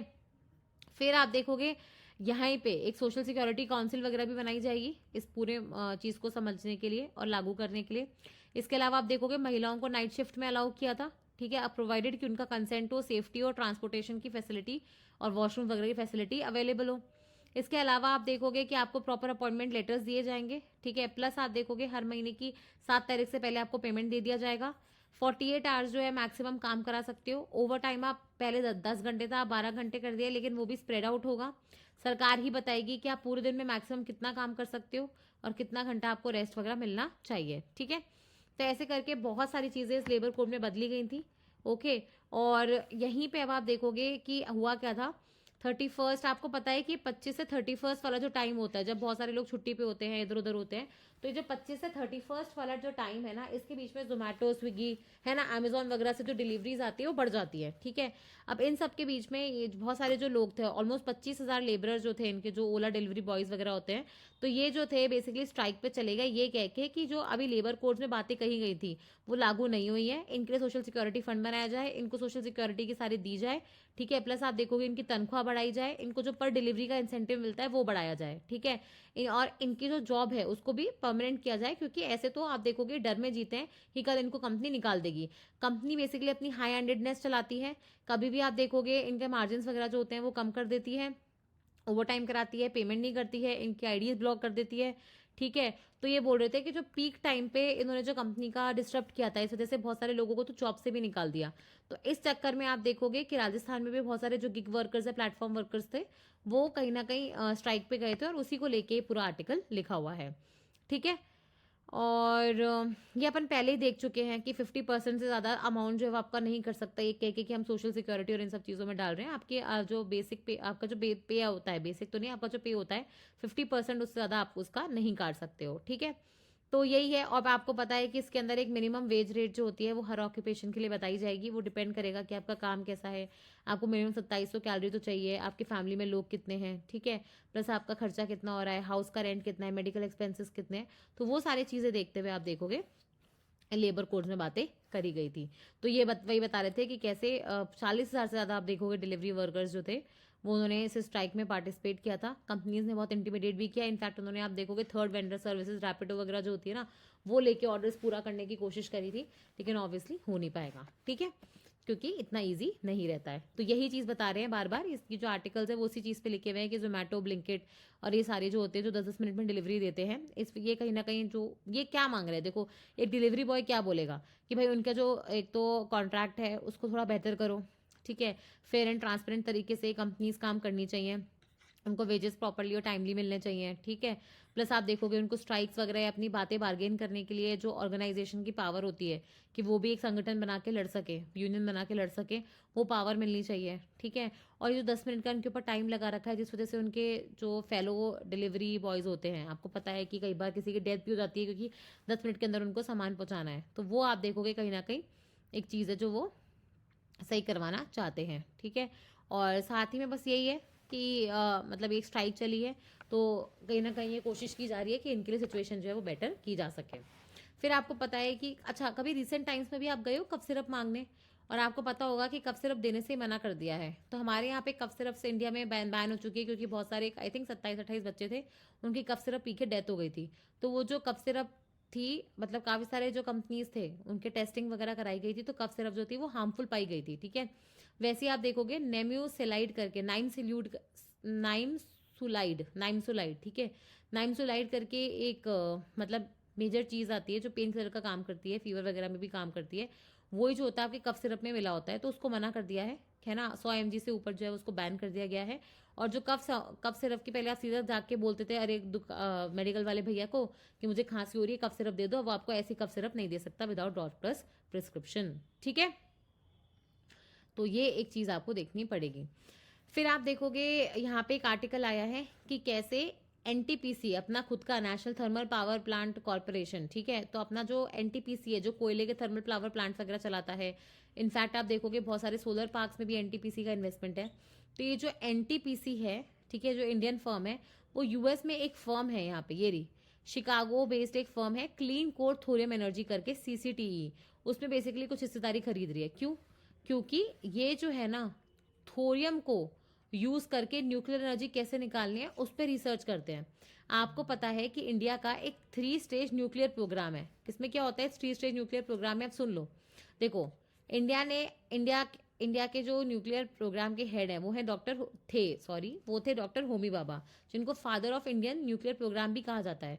उन्होंने ये कहा था कि इंडिया की बहुत अच्छी बात क्या है कि इंडिया के पास न्यूक्लियर एनर्जी बनाने के लिए हमारे पास रॉ मटेरियल तो है, हमारे पास यूरेनियम ना होके हमारे पास थोरियम है। अब प्रॉब्लम क्या है कि यूरेनियम जो होता है ना उसमें 235 भी होता है और 238 भी होता है, ठीक है। ये जो 235 होता है ना ये बहुत इंपॉर्टेंट होता है, क्योंकि इसी से आप देखोगे न्यूक्लियर फिजन की रिएक्शन होती है जो आगे जाके आपको बेसिकली बहुत सारी एनर्जी वगैरह देती है, जिससे आप टरबाइन घुमा के फिर इलेक्ट्रिसिटी निकालते हो, ठीक है। तो ये यूरेनियम है। और थोरियम जो है ना वो बेसिकली क्या है, वो फर्टाइल मटेरियल है, फिसाइल नहीं है। इसका मतलब क्या है कि थोरियम को आप यूरेनियम 233 में कन्वर्ट कर सकते हो, जो आगे बेसिकली फिर से ये रिएक्शन कर सकता है। इंडिया में क्या है, यूरेनियम नहीं है, हमारे पास थोरियम है। तो होमी जहांगीर बाबा जी ने एक 3 स्टेज का इंडिया का प्रोग्राम बनाया, जिसको हम लोग 3 स्टेज न्यूक्लियर पावर प्रोग्राम कहते हैं। उसके अंदर उन्होंने ये बोला कि पहली स्टेज में हम लगाएंगे प्रेशराइज्ड हैवी वाटर रिएक्टर्स। क्या लगाएंगे? प्रेशराइज्ड हैवी वाटर रिएक्टर्स, जिसमें यूज होगा थोरियम, ठीक है। इसके बाद हम सेकंड स्टेज पे बनाएंगे फास्ट बीडर रिएक्टर्स, जिसमें जितना आप इनपुट डालोगे रॉ मटेरियल का उससे ज्यादा आपको आउटपुट मिलेगा। और जो नेक्स्ट होगा स्टेज वो होगा एडवांस हैवी रिएक्टर्स, ठीक है, जिसके अंदर आप यूज करोगे थोरियम एज अ फ्यूल। तो इंडिया को फर्स्ट स्टेज से थर्ड स्टेज पहुंचना है, ठीक है, क्योंकि हमें अल्टीमेटली यूरेनियम से थोरियम की तरफ जाना है। यूरेनियम हम सारा इंपोर्ट करते हैं, ठीक है। तो ये था इंडिया का 3 स्टेज न्यूक्लियर प्रोग्राम। तो अब जो एनटीपीसी है उसने क्या करा है, एक शिकागो बेस्ड, एक यूएस बेस्ड एक कंपनी है ना सीसीटीई करके, जो थोरियम के ऊपर काफी सारा रिसर्च कर रहे हैं कि कैसे हम ये फास्ट ब्रीडर रिएक्टर्स वाला जो पूरा स्टेज है उसको स्किप कर दें और डायरेक्टली हम लोग थोरियम वगैरह से ही न्यूक्लियर की एनर्जी या फिर बिजली वगैरह निकाल सकें। तो उसको लेके आप देखोगे एक्साइटेड है काफी, एनटीपीसी ने इस पे स्टेक भी ले लिया है, ठीक है। और सबसे इंपॉर्टेंट बात क्या है कि हम थोरियम के पीछे क्यों भाग रहे हैं। देखो, सबसे इंपॉर्टेंट यही है कि थोरियम से जो एनर्जी निकलेगी ना, एक तो उससे आप देखोगे रेडियो एक्टिव वेस्ट जो होता है वो कम निकलेगा, ठीक है। प्लस आप देखोगे कि अगर कुछ हादसा हो जाता है तो उस समय आपको पता है कि न्यूक्लियर एनर्जी से प्रोलिफरेट अगर कुछ होता है तो ज़्यादा नुकसान होता है, तो वो भी थोरियम में कम होता है। और प्लस सबसे इंपॉर्टेंट बात क्या है कि इंडिया के पास थोरियम भर भर के है ना, हमें कहीं बाहर से लाना ही नहीं है, तो हमारे लिए तो ये काफ़ी आसान हो जाएगा, ठीक है। तो यही चीज़ यहाँ पे लिखी है, तो ये आप यहाँ से देख सकते हो, ठीक है। फिर हम चलते हैं नेक्स्ट आर्टिकल के ऊपर। तो मुझसे ना एक बार सवाल पूछा था कि जैसे मैं हमेशा बोलती हूँ कि मैं रोज न्यूज़पेपर पढ़ती हूँ, तो ये न्यूज़पेपर पढ़ने का फायदा क्या है, सच में कुछ न्यूज़पेपर अच्छा करते हैं क्या? क्योंकि आजकल जैसे आज तक और हम जैसे बाकी चैनल्स वगैरह देखते हैं तो वो हर चीज़ को सेंसेशनलाइज कर देते हैं। उनको हर चीज़ में बेसिकली टीआरपी दिखती है, उनको हर चीज़ में येलो डायरेक्टरी दिखती है, उनको हर चीज़ में लगता है कि कैसे ये जो खबर है वायरल हो जाए, ठीक है। तो क्या सच में अभी जो पहले के ज़माने में जर्नलिस्ट का मतलब होता था, ठीक है, क्या आज भी वो सेम रह गया है? तो आपको रियलाइज होगा कि जर्नलिज्म, जिसको अपन कई बार मीडिया को फोर्थ पिलर ऑफ डेमोक्रेसी नहीं बोलते हैं, कि ये तो चौथा खंबा है, हमारे स्तंभ है हमारी डेमोक्रेसी का, ठीक है। तो वो क्यों बोलते हैं? वो इसलिए बोलते हैं क्योंकि सरकार से जनता के तक सारी बातें पहुंचाना, उसके करप्शन और ये सारी चीज़ों को हाईलाइट करना, है ना, जनता से सारी बातें सरकार तक पहुंचाना, प्लस आप देखोगे ट्रू रिपोर्टिंग करना, ये सारी चीज़ आप देखोगे जर्नलिज्म के या फिर मीडिया के अंदर आती है। इंडियन एक्सप्रेस जैसा एग्जाम्पल बता रही हूँ मैं, तो उन्होंने कुछ मुद्दा उठाया था कि कैसे जो डिसेबल्ड लोग होते हैं, जो कोई मिलिट्री ट्रेनिंग के टाइम पे डिसेबल हुए हैं, तो उनको आप देखोगे कोई खर्चे के अंदर इंक्लूड नहीं किया जाता है ना। जो अपना ECHS होता है, एम्प्लॉय हेल्थ कार्ड जो बनता है उनका, ठीक है, तो उसके अंदर इंक्लूडेड नहीं होते। तो उसको लेके आप देखोगे कि इंडियन एक्सप्रेस ने एक तरीके से इन्वेस्टिगेशन चलाया था, तो उन्होंने उनके जैसे कहीं ना कहीं ये मैटर जो है सुप्रीम कोर्ट में आया, और सुप्रीम कोर्ट ने सुओ मोटो ये बोला है कि नहीं, इनको बेसिकली जो अपना ECHS कार्ड होता है, employ ex serviceman contributory health scheme, ठीक है, उसके अंदर इंक्लूड किया जाएगा, और ताकि इनके जो खर्चे हैं वो कम हो सके। तो यहाँ पे बस यही बता रखा है, ठीक है, एग्जाम्पल लेके। फिर एक बहुत बड़ी न्यूज़ है, आपको पता है कि कुछ दिनों पहले नीरजा मोदी जो स्कूल था, उसकी एक लड़की ने, क्लास चौथी की लड़की थी, उसने 3rd फ्लोर से कूद के आत्महत्या कर ली थी।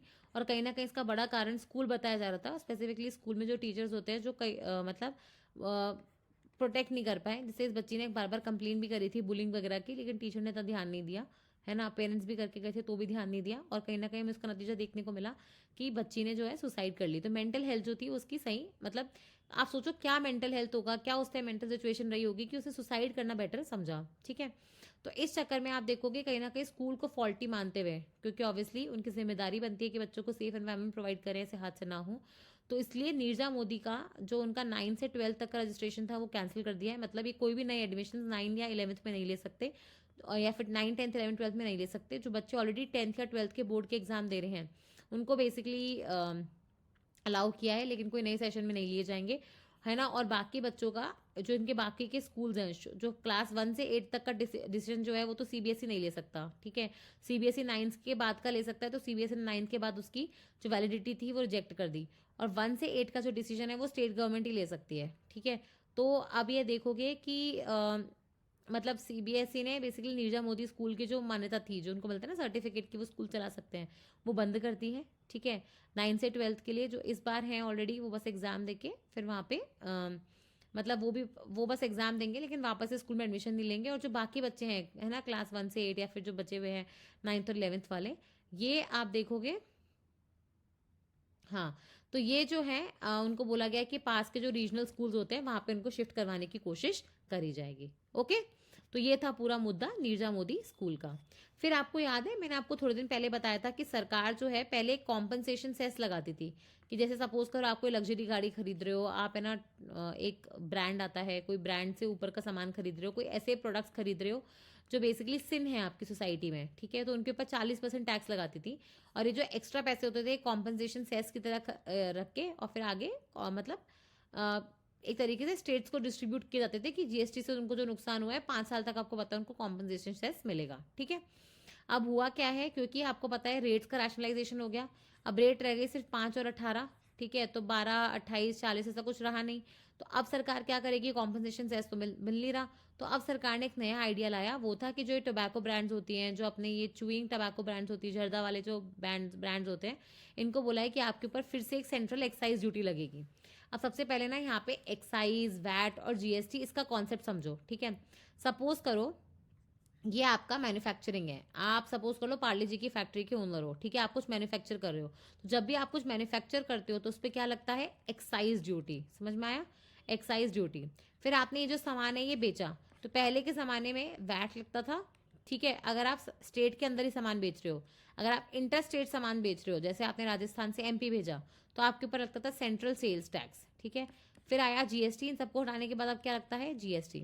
सपोज करो कि आपने जो ये सामान है वो एक्सपोर्ट कर दिया, बाहर की तरफ बेच दिया, तो कई बार आपको पता है कि इंपोर्ट या एक्सपोर्ट की ड्यूटीज वगैरह भी आपके प्रोडक्ट पे लगती हैं। ठीक है, तो ये जो वैट, एक्साइज और जीएसटी का कॉन्सेप्ट समझ में आ गया।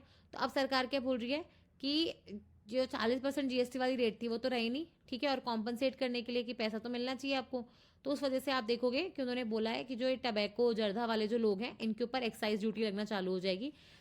हर महीने की 6 तारीख जो है उनको उस तक एक्साइज का जो उनका पैसा बनता है वो डिपॉजिट करना पड़ेगा, और 10 तक उनको जो उनकी रिटर्न वगैरह होती हैं वो फाइल करनी पड़ेंगी। ठीक है, और ये जो है पूरा 1 फरवरी 2026 से लागू हो जाएगा।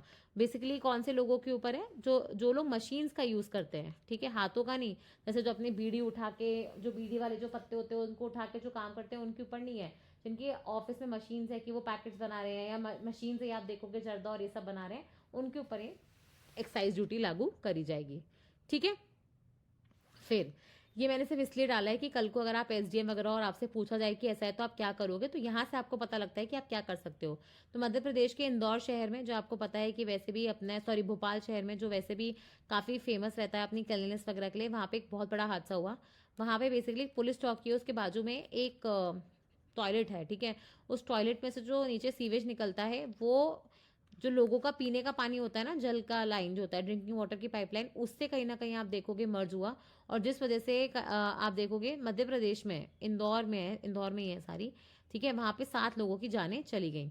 तो ऑब्वियसली इसको लेके क्या करा सरकार ने, एक्सटेंसिव सर्वे कराया। अब जो जितने भी घरों में पहले वो ड्रिंकिंग पाइपलाइन जाती थी, ठीक है, एक तो वहाँ पे कहीं ना कहीं सर्वे करा करा के पूछ रहे कि किसी की हेल्थ वगैरह तो खराब नहीं है। जिन लोगों ने भी ये ढंग से बनाया नहीं, पूरा इंफ्रास्ट्रक्चर हो गया कि ड्रिंकिंग वाटर के ऊपर ही आप देखोगे सेप्टेज टैंक ना बनाते हुए डायरेक्टली वो गंदगी वहाँ इकट्ठी हो रही थी, तो उसको लेके आप देखोगे ऑफिसर्स वगैरह को सस्पेंड कर दिया, एएन जेएन जोनल ऑफिसर्स जो होते हैं। ठीक है, प्लस आप देखोगे कि सरकार जो है उन्होंने साफ साफ साफ बोला है कि जो भी कंप्लेंट्स हैं वो ले ली गई हैं और इसके बाद आप देखोगे तो उन पे एक्शन लिया जाएगा। फिर एक शशि थरूर जी का आर्टिकल है कि 2026 में बेसिकली हमें क्या, इंडिया जो है वो क्या क्या चैलेंजेस फेस कर रहा है और कैसे आगे हमें क्या क्या मिलेगा। तो वो ये बता रहे हैं कि कैसे ग्लोबली आप देखोगे जियो पॉलिटिक्स जो है पूरी टेंशन में चल रही है, एआई का अलग इशू चल रहा है, क्लाइमेट क्राइसिस अलग चल रहे हैं, इकोनॉमिक अनसर्टेनिटी टैरिफ वॉर्स की वजह से भी बनी हुई है। ठीक है, तो इस सब में आप देखोगे इंडिया की जो मल्टी अलाइनमेंट स्ट्रैटेजी है वो कहीं ना कहीं कमाल की है, क्योंकि हम सबके दोस्त भी हैं और किसी को गुस्सा किए बिना, है ना। रशिया के प्रेसिडेंट भी इंडिया आए, लेकिन हमने यूएस के साथ भी आप देखोगे अग्रीमेंट चालू कर रखा है। वैसे ही आप देखोगे कि इंडिया जो है वो एनर्जी में क्लाइमेट क्राइसिस को टैकल करने के लिए ग्रीन ट्रांजिशन की तरफ जाना चाहता है। ठीक है, तो ये भी एक नई चीज़ है। इंडिया जो है नए एफटीएस साइन करने की बात कर रहा है। हम यूके के साथ कौन मतलब बात कर रहे हैं, हम न्यूजीलैंड के साथ तो हमने कर ही लिया ऑलरेडी। ठीक है, हम ईयू के साथ बात कर रहे हैं। प्लस आपको पता है कि इंडिया को पता है कि क्रिटिकल मिनरल्स जो हो गए, रेयर अर्थ मिनरल्स हो गए, इनकी कहीं ना कहीं सप्लाई को स्ट्रॉन्ग करना पड़ेगा। तो हमने मिनरल सिक्योरिटी पार्टनरशिप अग्रीमेंट्स वगैरह साइन कर रखे हैं। ठीक है, इसके अलावा अगर आप देखोगे तो इंडिया ग्लोबल साउथ में बिलीव करता है। इवन दो COP30 में अगर आप देखोगे तो डेवलप कंट्रीज कहीं ना कहीं बॉयकॉट कर रही थी, लेकिन developing countries Brazil, India, China ने इस पूरी कॉप को लीड कर लिया। तो वहाँ पे आप देखोगे कि कैसे उन्होंने अफ्रीका यूनियन जो है उसको G20 का पार्ट ही बनाया। प्लस साथ में आप देखोगे उन्होंने आई कीमी करके एक नेवल एक्सरसाइज लॉन्च करी है अफ्रीका के साथ। ठीक है, वैसे ही आप देखोगे कि इंडिया जो है वो चाहता है कि जो ये वर्ल्ड वाइड वेब और जो बड़ी बड़ी ये फाइनेंस की कंपनी है, एआई की कंपनीज हैं, वो सारी कहाँ पे रजिस्टर्ड है, यूएस। तो कहीं ना कहीं जो ये पूरा गेम है एआई वगैरह का, ये एक तरीके से डेमोक्रेटिक बने, सबको इसमें मौका मिले। इंडिया जो है अपने यूपीआई को नेपाल हो गया, यूएई वगैरह हो गया, दुबई, वहाँ के यूपीआई के साथ इंटीग्रेट करने की कोशिश कर रहा है। ठीक है, प्लस आप देखोगे कि ऑटोमेशन की वजह से, रोबोट्स की वजह से जो हम कहीं ना कहीं बोल रहे हैं कि जो लो स्किल जॉब है उनको खतरा है, तो इंडिया जो है वो स्किलिंग इनिशिएटिव भी चला के बैठा है, ताकि हम किसी ना किसी तरीके से 2026 में जो हम चैलेंजेस फेस करने वाले हैं उसको हम ढंग से कर पाएँ। ठीक है, फिर आप देखोगे आता है नेक्स्ट आर्टिकल, वो है एनपीएस के बारे में। और यहाँ पे मुझे आपको एनपीएस वाला एक कॉन्सेप्ट है स्ट्रेस्ड एसिड वगैरह का, वो मुझे समझाना है। देखो, आपने बैंक से लोन लिया, आपने उनको वादा किया कि आप टाइमली उनको ईएमआई चुकाओगे। ठीक है, मंथली इंस्टॉलमेंट्स चुका दोगे, मंथली इंस्टॉलमेंट्स में आप उनका पैसा चुका दोगे।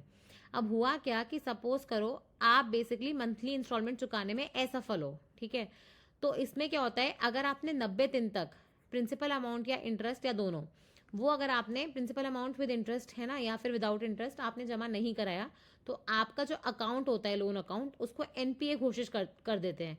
एनपीए का मतलब क्या होता है, नॉन परफॉर्मिंग एसेट। बैंक के लिए नॉन परफॉर्मिंग एसेट क्या होगा कि जो उसका पैसा लिया लेकिन उसको टाइमली पैसा लौटा नहीं रहा है और वादा खिलाफी कर रहा है। ठीक है, तो वो लिमिट क्या होती है, 90 डेज की होती है। अगर शॉर्ट क्रॉपिंग सीजन वाली क्रॉप होती है तो उसके लिए 2 सीजन होते हैं, अगर लंबी क्रॉपिंग सीजन वाली क्रॉप होती है तो उसके लिए 1 क्रॉपिंग सीजन होता है। ठीक है, तो उसमें अगर आप देखोगे कि अगर आप उससे थोड़ा ज्यादा लेट हो गए तो आपके अकाउंट को एनपीए घोषित कर दिया जाता है। ठीक है, अब इसमें क्या होता है कि जैसे ही आपका सपोज करो ईएमआई आपको 28 को भरनी थी, है ना, अब आप नेक्स्ट 28 आने वाली है, तो सपोज करो आपने 0 से 30 डेज तक ईएमआई नहीं भरी क्रॉस होने के बाद डेट। ठीक है, तो आपके लोन अकाउंट को SMA 0 घोषित कर देते हैं। मतलब क्या होता है, स्पेशल मेंशन अकाउंट 0, उसका नाम ऐसा हो जाता है। ये आरबीआई की गाइडलाइंस के हिसाब से है। अगर आपने 31st डे से 60th डे तक, मतलब दूसरा महीना हो गया जब आपको दिसंबर में चुकानी थी जो किस्त, ऑलरेडी जनवरी आ चुकी है, वो पार हो चुकी है, अब आप फरवरी में घुस रहे हो, तो अब आप दूसरे महीने में हो, तब भी आपने अगर अपनी किस्त नहीं चुकाई, अभी आप एनपीए घोषित नहीं हुआ, फिर आप खिलाते हो SMA 1, स्पेशल मेंशन अकाउंट 1। और फिर अगर आप 61st डे से 90th डे तक अपनी किस्त नहीं चुकाते हो, तो फिर आप जो होता है SMA 2 कहलाते हो। क्या कहलाते हो, SMA 2। और जैसे ही आपका 90 डे का लिमिट क्रॉस हुआ तो आप सीधे क्या बन जाते हो, एनपीए। क्या बन जाते हो, एनपीए। अब एनपीए मतलब क्या होता है, नॉन परफॉर्मिंग एसेट। ठीक है, तो बैंक का एसेट क्या है, देखो एसेट क्या होता है जो हमारे पास है, और लाइबिलिटी क्या है जो हमें देना होता है। तो जैसे हमारा बैंक में जितना पैसा पड़ा है, ये सारी चीजें क्या है, हमारी एसेट। लाइबिलिटी क्या है, जो हमें किसी को कर्जा या उधारी देनी है। ये हमारा वाला जो कर्जा उधारी है, एसेट या लाइबिलिटी है, ये बिल्कुल अलग है जो इस तरीके से बैंक चलती है। बैंक के पास क्या है, बैंक मार्केट में पैसा बांट रही है। ठीक है, तो वो उसी का पैसा है। तो लोगों को जो बैंकों को पैसा वापस करना है वो तो है बैंक का एसेट, लेकिन आपने एफडी आरडी वगैरह करवा के जो बैंक के पास खुद का पैसा जमा कर रखा है, तो वो है बैंक का लाइबिलिटी, क्योंकि वो कभी भी आप मांगने आओगे तो बैंक को आपको लौटाना पड़ेगा। तो बैंक का जो लाइबिलिटी है, जो बेसिकली उसका दायित्व है, वो अलग है, और जो उसका एसेट है वो अलग है, जो कि हमारे कंपेयर में होता है। तो बैंक के एसेट और लाइबिलिटीज अलग होते हैं, ठीक है। अब इसमें क्या होता है, एक आता है कॉन्सेप्ट ग्रॉस एनपीए का और एक आता है नेट एनपीए का। चलो एक काम करते हैं, आप मुझे कमेंट सेक्शन में बताओगे कि ग्रॉस और नेट एनपीए में फर्क क्या होता है, ठीक है। और अगर नहीं आता तो कमेंट सेक्शन में लिख देना, हम इसको अगली क्लास में ले लेंगे। देखो सबसे पहले तो एक चीज और है कि एक आपने शब्द सुना होगा स्ट्रेस्ड एसेट। ये स्ट्रेस्ड एसेट क्या होते हैं बैंक की परिभाषा में? एसेट मतलब जिन्होंने पैसा बांट रखा है लेकिन उसके लौटने की संभावना कम है, तो वो स्ट्रेस्ड एसेट है। तो इसमें तीन चीजें कौन सी आती हैं? एक तो कोई रिस्ट्रक्चर्ड लोन, सपोज करो कोई अंबानी सॉरी विजय माल्या जैसे बंदे थे, उन्होंने बैंकों से लोन लिया और अब वो बोल रहे हैं कि मैं नहीं चुका पाऊंगा, तो बैंक उनको बोलती है ठीक है, आपने लोन लिया था 5 साल के लिए 8% इंटरेस्ट पे, हम एक काम करते हैं इसको 10 साल का कर देते हैं, ठीक है, और सिर्फ 8.5% ब्याज लेंगे। तो इससे क्या होता है, इसको बोलते हैं रीस्ट्रक्चरिंग ऑफ लोन, कि आपका लोन जैसा था उसका रंग रूप बदल दिया ताकि टैक्स पेयर जो है उसको भर पाए। प्लस इसके अंदर आते हैं आपके एनपीएस, जो भी है बेसिकली आपके आपको लग नहीं रहा कि यहाँ से कोई रिकवरी आ सकती है। प्लस इसमें आते हैं return of loans. Return of का मतलब क्या होता है, कई बार आपने देखा होगा कि बैंक जो होती है वो मान लेती है कि ये टैक्स पेयर ढीठ है, या सॉरी ये जो खातेदार है ढीठ है और यहाँ से पैसे आने नहीं है, रिकवरी का कोई फायदा नहीं है। ऑल्दो वो कोशिश करते हैं कि रिकवरी हो जाए, पर रिकवरी जनरली होती नहीं है, ठीक है। तो ऐसे लोन्स को वो क्या कर देते हैं, राइट ऑफ कर देते हैं, मतलब उसको बेसिकली अपना लॉस दिखाते हुए अपनी बैलेंस शीट में राइट ऑफ ही कर देते हैं, ठीक है। तो अपने जो स्ट्रेस्ड एसेट होते हैं उसका एक हिस्सा है एनपीए, ठीक है। एनपीए दो प्रकार के होते हैं, ग्रॉस और नेट, जो आप मुझे कमेंट सेक्शन में बताओगे। और एसएमए और एनपीए में क्या फर्क है वो मैं आपको बता सकी, ठीक है। तो ये पूरा बैंकिंग का नटशेल था। अब अपन ये पढ़ क्यों रहे थे? ये इसलिए पढ़ रहे थे क्योंकि इंडिया के एनपीए जो कभी 2.1% थे, ठीक है, वो अब घट के 1.9% पे आ जाएंगे, जो बहुत अच्छी बात है। क्योंकि एनपीए जितने कम है इसका मतलब क्या है कि बैंकों का पैसा डूब कम रहा है, ठीक है, तो बहुत अच्छी बात होती है ये। फिर यहाँ पे एक एडिटोरियल का पीस आया था क्लाइमेट पे लेके, कि कैसे ट्रम्प जी ने अपने आप को क्लाइमेट के सारे जो ऑर्गेनाइजेशंस होते हैं, जो अग्रीमेंट्स वगैरह होते हैं, उससे बाहर कर दिया है। लेकिन फिर भी आप देखोगे COP30 में कंट्रीज जो थी वो सक्सेसफुल हुई कि डेवलप कंट्रीज को पैसे देने पड़ेंगे, और पैसे का अमाउंट भी ट्रिपल करवा दिया उन्होंने, ठीक है। पहले $100 बिलियन देने की बात कर रही थी, अभी $300 बिलियन देने की बात चल रही है।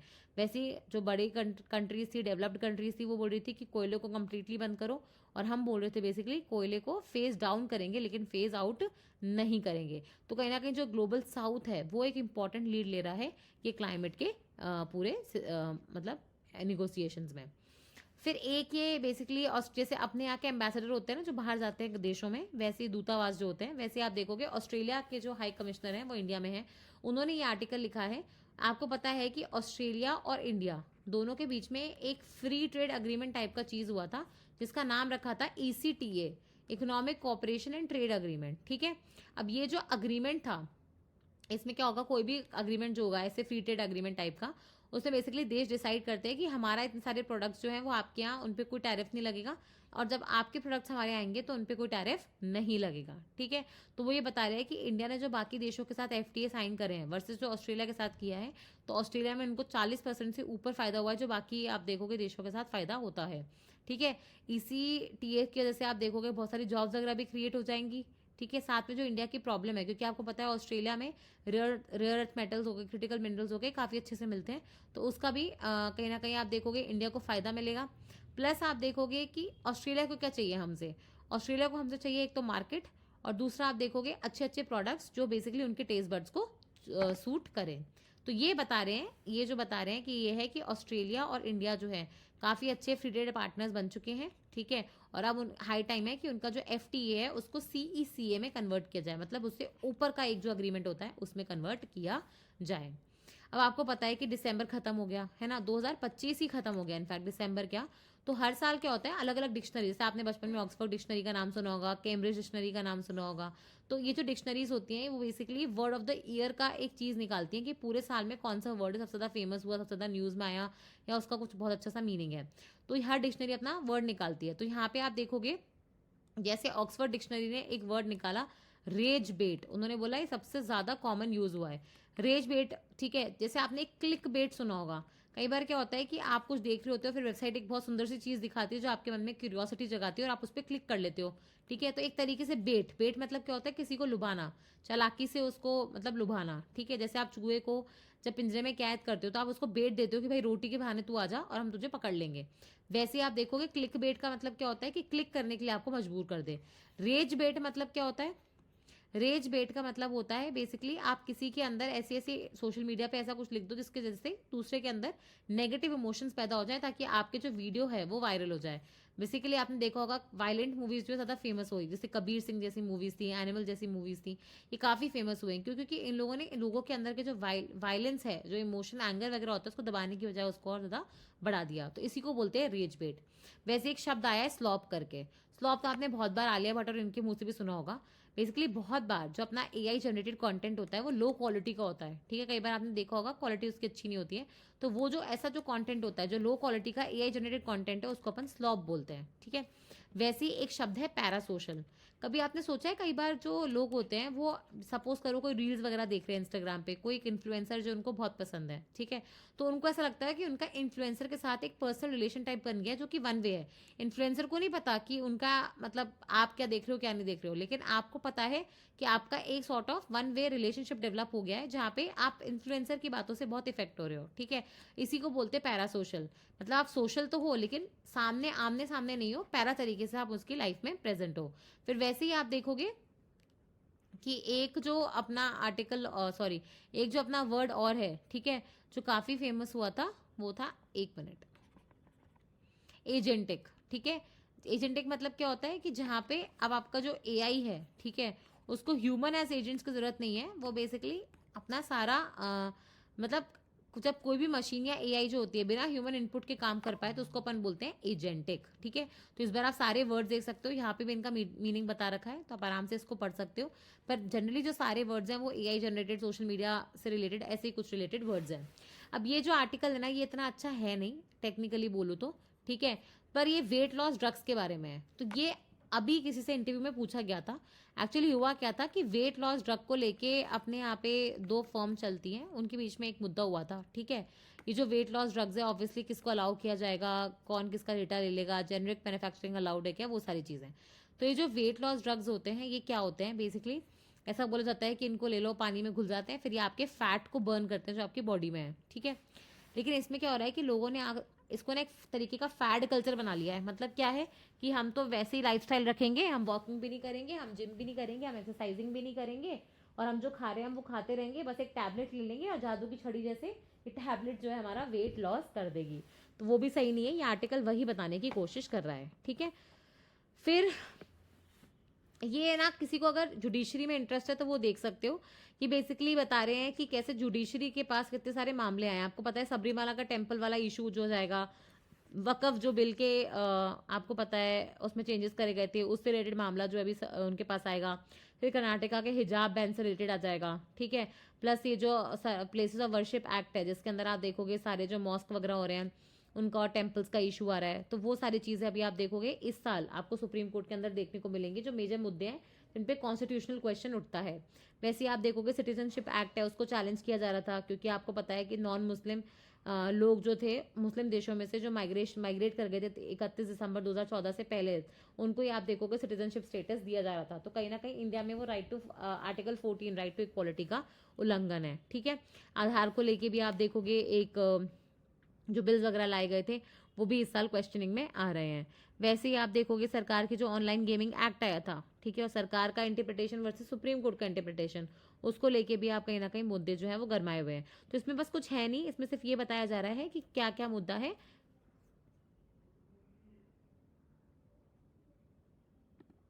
क्या क्या मुद्दे हैं जो बेसिकली इस बार सुप्रीम कोर्ट में थोड़ा सा पावरफुल रहेंगे। फिर एक ये डील थी, तो किसी ने अगर वोडाफोन आइडिया के शेयर्स लिए होंगे, ठीक है, तो आपको पता होगा कि वो एकदम से बहुत ऊपर गए फिर वो नीचे आए थे। चलो एक काम करते हैं, ये मैंने ना इशू बहुत बार डिस्कस किया है कि एजीआर क्या होता है, वोडाफोन आइडिया का पूरा केस क्या है, ठीक है। तो इसमें कुछ है नहीं, सरकार ने बेसिकली कहीं ना कहीं एक इसको रियायत दी है वोडाफोन आइडिया को, ठीक है, कि वो अपना पैसा जो है पहले उनको एक 2 साल में चुकाना था, वो 5-6 साल 10 साल में बेसिकली धीरे-धीरे करके चुका सकती हैं। तो बस इतना सा ही इश्यू था, आपको फिगर्स के बारे में कोई नहीं पूछने वाला है, बस आपको इश्यू पता होना चाहिए। तो आप मुझे एक बार कमेंट सेक्शन में बताना, क्योंकि जिसने मेरा वीडियो देखा है उसको तो ये हमने इश्यू बहुत अच्छे से समझाया था, और अगर आप फिर भी नहीं पता तो बता देना, हम उसका एक बार लिंक डाल देंगे, ठीक है। फिर आपको पता है कि सरकार एक्सपोर्ट को सपोर्ट करने के लिए मिशन लाती है, क्योंकि आपको पता है कि यूएस में जो टैरिफ का खेल हुआ है उस वजह से जो हमारे निर्यात करता है वो उनका निर्यात काफ़ी इफेक्ट हुआ था। तो उनको कहीं ना कहीं 4,500 करोड़ का सपोर्ट दिया जा रहा है सरकार के द्वारा। एक तो नए मार्केट ढूंढे जा रहे हैं, नए प्रोडक्ट्स डाइवर्सिफाई किए जा रहे हैं, ठीक है।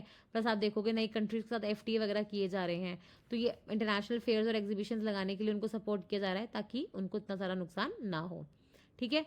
तो ये था अपना आज का न्यूज़पेपर एनालिसिस, और जैसा कि मैंने आपको कहा था कि आज के न्यूज़पेपर में काफ़ी कुछ चीज़ें डिस्कस करने के लिए। मैंने जो आपसे क्वेश्चंस पूछे हैं, अगर आप उनका जवाब दोगे कमेंट सेक्शन में तो मुझे बहुत खुशी होगी कि आप लोग इनको बहुत कॉन्सेंट्रेशन से सुन रहे हो। और बाकी जो आपका फीडबैक है वो सलाखों पे। And a very very happy new year once again. I really really hope कि ये जो साल है आपके लिए गुड हेल्थ, वेल्थ और हैप्पीनेस और जॉय लेके आए, ठीक है। तो इसी विशेष के साथ हम ये न्यूज़पेपर एनालिसिस क्लोज करेंगे। फिर से मिलेंगे, धन्यवाद।